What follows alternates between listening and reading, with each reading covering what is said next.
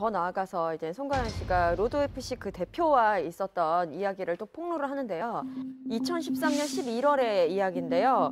목적도 모르는 그런 사진 촬영을 해야 하는 상황이었는데 자신 보고 직접 티팬티를 사오라고 했다는 거예요. 그래서 굉장히 수치스러웠다고 고백하기도 했습니다.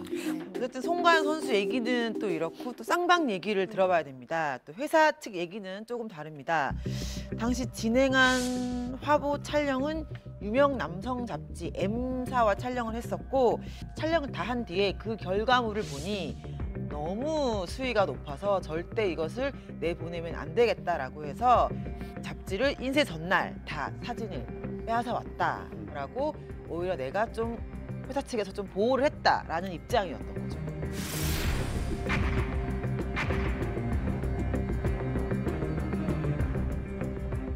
근데 그 안 찍으면 안 되는 거였어요? 어떤 당시에? 세미누드 촬영이요? 네.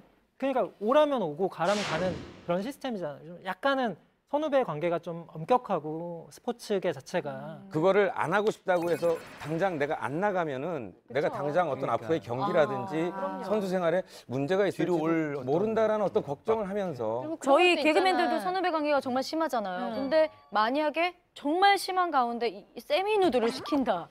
저는 안 할 것 같아요. 이거는 너무 별개의 문제인데 이게 있잖아요. 현장 가서 그런 거 있잖아. 이거 계약을 했기 때문에 안 찍게 되면은 뭐가 위약금이 만약 했다면 어린 사람 입장에서는 그게 어쩔 수 없어서도 찍을 수밖에 없을 수도 있을 것 같아요. 그런데 이번 논란에 불편한 심경을 토론한 사람들이 있다면서요. 예, 좋습니다. 그 개그맨 윤영빈 씨인데 개그맨 윤영빈 씨도 2014년에 이제 격투기 선수로 등록을 해서 활동을 하고 있고 지금까지 지난 2월 8일이죠. 윤영빈 씨가 SNS에 송가연을 굉장히 혹독하게 비판하는 글을 너는 수송의 무서움도 말의 무서움도 모르는 아이구나. 성적 비하라든지 모욕이라든지 협박 이런 거는 사실 아니라는 거죠. 윤영빈 씨가 볼 때는 같은 동료 선수로 볼 때는. 근데 이제 조금 전에 얘기했듯이 그런 갈등이 생긴 게 불거져 나니까 뒤늦게 송가연 씨가 꼬투리를 잡고 나왔다.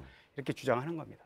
그리고 박상민 씨, 가수 박상민 씨 역시 이 논란에 대해서 입장을 밝혔는데요. 그 내용을 좀 들어보면 나는 항상 로드FC 대표죠. 정문홍을 혼내는 입장이다. 그런 그 전에 있던 말들을 내뱉었다면은 내가 뛰쳐나왔을 것이다. 어떤 일이든 내가 볼 때는 송가연 측에서 문제가 먼저 발생을 했다.